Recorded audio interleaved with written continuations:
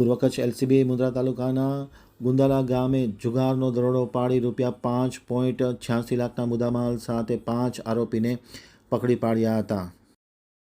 Mundra marine police station વિસ્તારમાંથી જુગારનો ગણનાપાત્ર case એલસીબીએ શોધી કાઢી દરોડો પાડ્યો હતો. Police inspector Jadav, police inspector Jethi અને પીએસઆઈ જાદવના સીધા માર્ગદર્શન હેઠળ ASI Pradyumansinh Gohil, Nileshbhai Bhatt, head constable Dharmendra Rawal, Shaktisinh Gadhvi, Rajendrasinh Rathod, Rajdeepsinh Gohil, constable Rajabhai, Ramjibhai Rabari, Maheshbhai ચૌહાણનાએ પેટ્રોલિંગમાં હતા ત્યારે પ્રદ્યુમનસિંહ ગોહિલને બાતમી મળી હતી કે ગુંદાળા રોડ પર જુગાર ચાલી રહ્યો છે. ત્યારે જુગાર રમતા કલ્યાણભાઈ, દેવરાજભાઈ ગઢવી, કલામ, ઇસ્માલભાઈ અંસારી, રજાકભાઈ, રમજાનભાઈ, આરીફભાઈ, અહેમદભાઈ તુરિયા, આશિષસિંહ રાજપૂત વગેરેને પકડી પાડી રોકડ ₹51,700 તથા મોબાઈલ નંગ 5 ₹35,000 અને એક ગાડી 5 લાખ એમ કુલ મળીને 5.86 લાખનો મુદ્દામાલ કબજે કરવામાં આવ્યો હતો.